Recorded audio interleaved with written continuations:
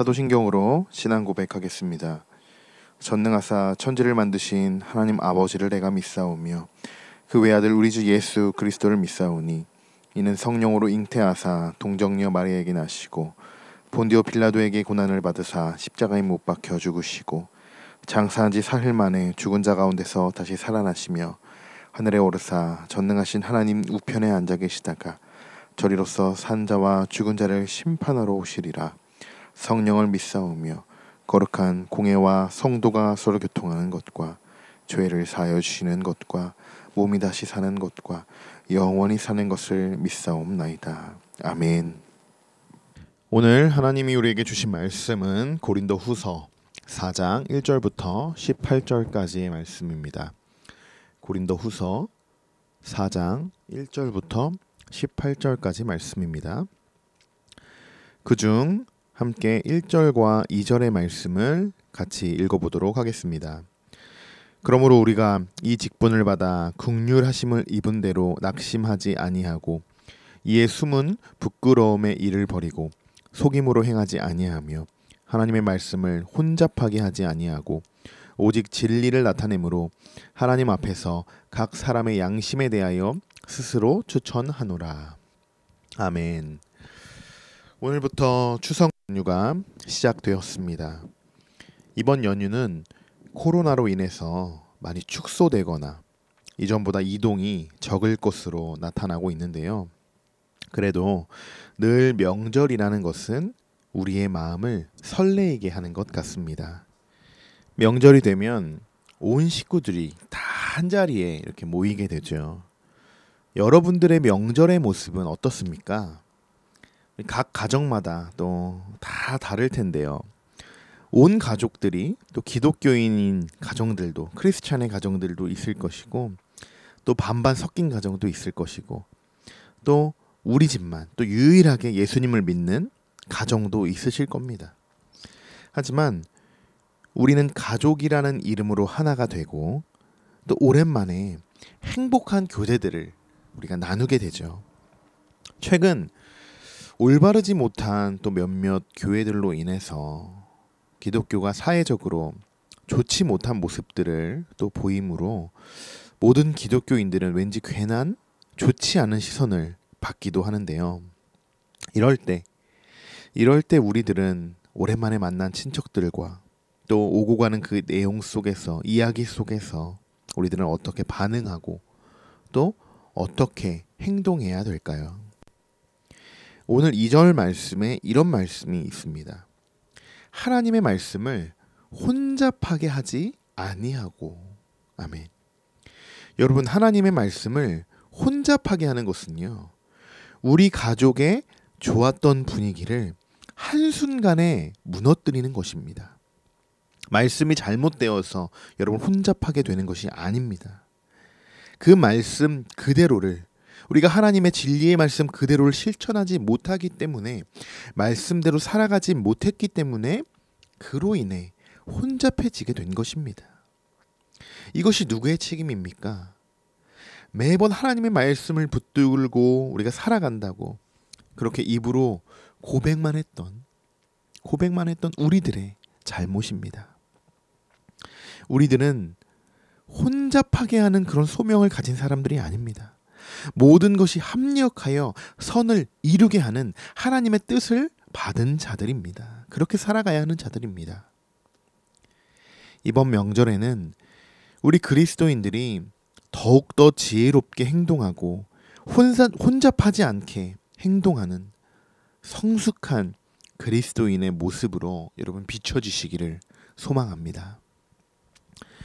자, 이번에는 우리가 8절부터 12절까지의 말씀인데요. 우리 같이 읽어보도록 하겠습니다.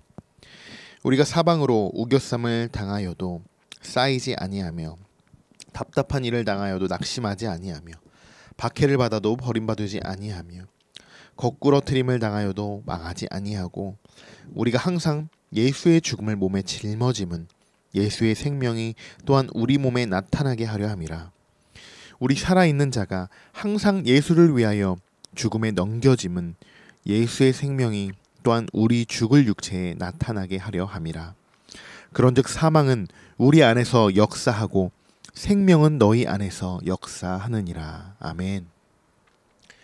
복음을 전하는 일에는 늘 많은 어려움들이 뒤따르게 됩니다. 그중 복음을 전하기 가장 어려운 상대, 쉽지 않은 상대들을 우리가 한번 뽑아본다면 아마도 우리의 가족들, 우리의 친척들이 아닐까 이렇게 생각되어집니다.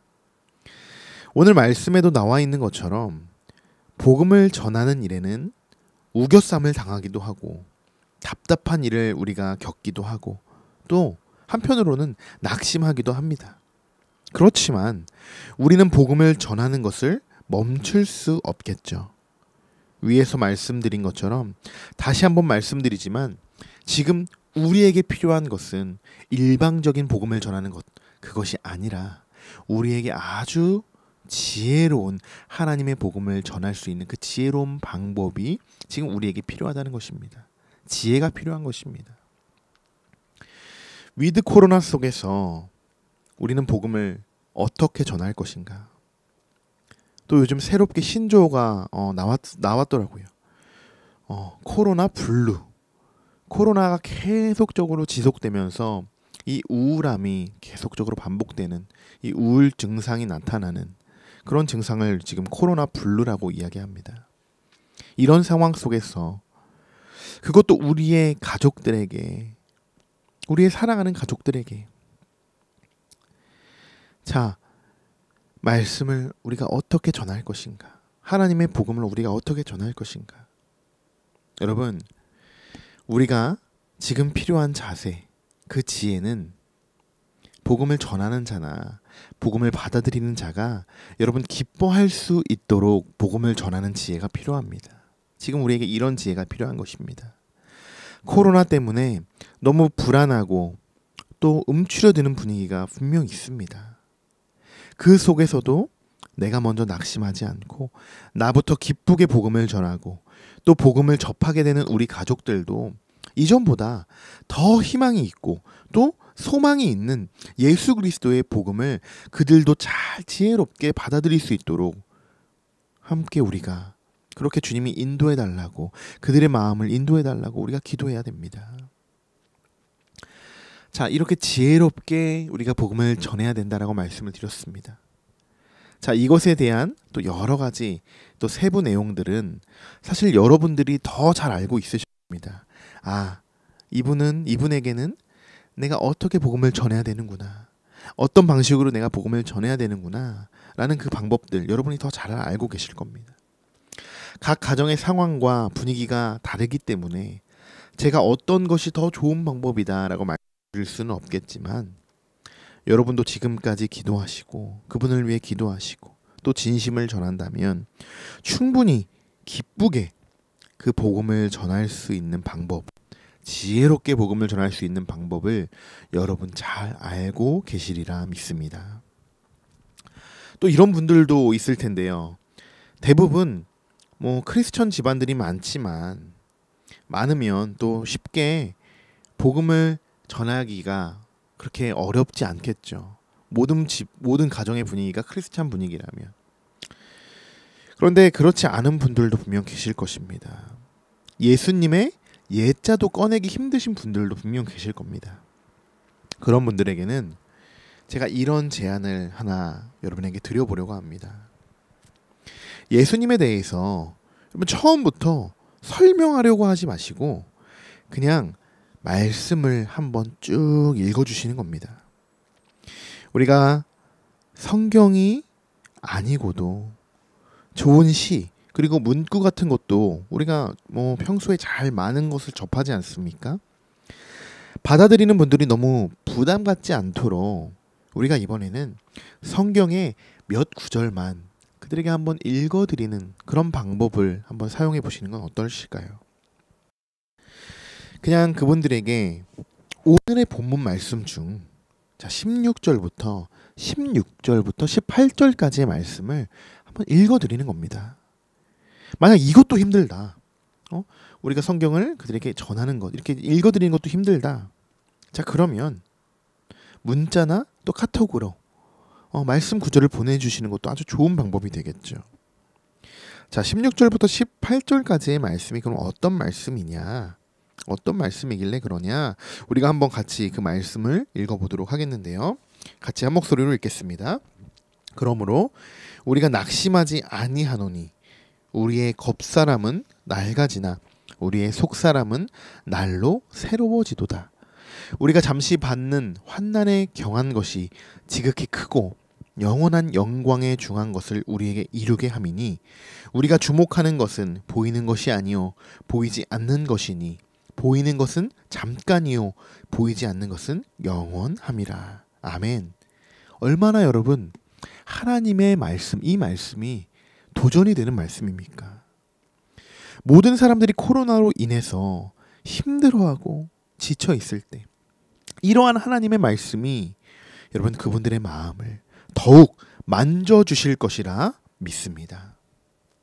이 말씀으로 인해 믿지 않았던 우리의 가족들이 도대체 그럼 예수님이 어떤 분이신가 이렇게 좀 더 관심을 갖게 되고 다시 한번 이 말씀을 집중해서 읽어보고 반복해서 읽어보고 또 예수님이 어떤 분이신지 성경을 펼칠 수 있는 그런 마음들, 하나님은 그들의 닫혀있던 마음들, 조금씩 열려지려고 하는 그 마음들을 활짝 열어주실 것입니다.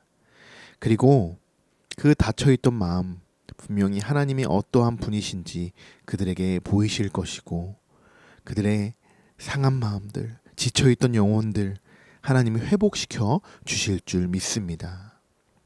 말씀을 마치려고 합니다. 이번 명절도 예수님 안에서 즐겁고 행복한 시간 보내시길 축복합니다. 단 우리가 그리스도인으로서 더욱 지혜롭게 행동해야 한다는 그 사실 여러분 기억해 주시고 여러분을 통하여 여러분의 온 가족이 믿음의 가정으로 하나님의 기쁨과 축복이 넘쳐나는 가정이 되기를 간절히 소망합니다.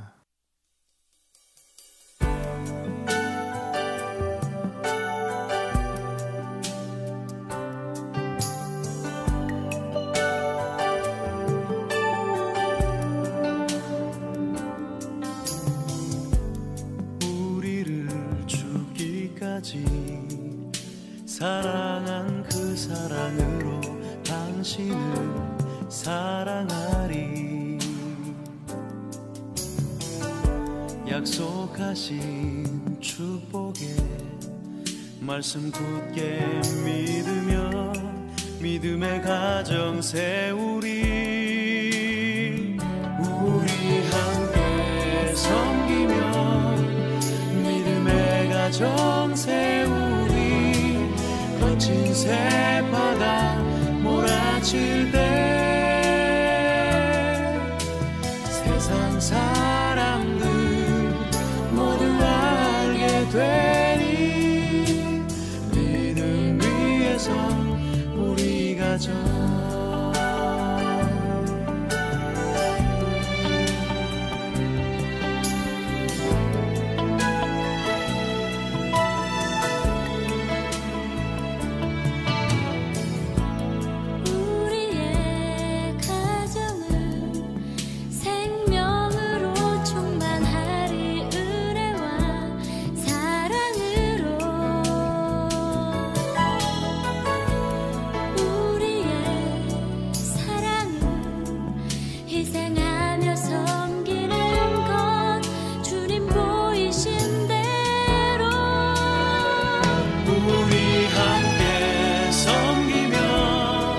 주님 모습 닮아가리. 주님께까지 자라가리. 생명의 빛을 세상에 전하리. 믿음 위에 선 우리 가정. 우리 함께 섬기며 믿음의 가정 세우리. 거친 새파도 두렵지 않네. 세상 사람들 모두 알게 되리.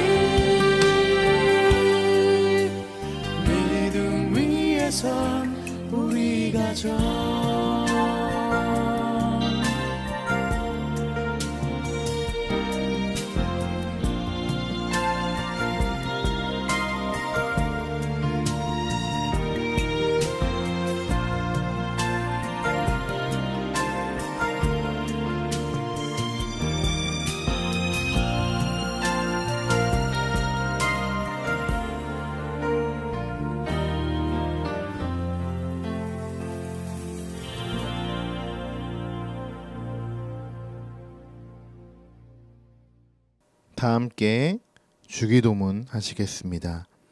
하늘에 계신 우리 아버지여, 이름이 거룩히 여김을 받으시오며 나라가 임하시오며 뜻이 하늘에서 이루어진 것 같이 땅에서도 이루어지이다. 오늘 우리에게 일용할 양식을 주시옵고 우리가 우리에게 죄 지은 자를 사하여 준 것 같이 우리 죄를 사하여 주시옵고 우리를 시험에 들게 하지 마시옵고 다만 악에서 구하시옵소서. 나라와 권세와 영광이 아버지께 영원히 있사옵나이다. 아멘. 행복하고 기쁜 명절 보내시기를 소망합니다.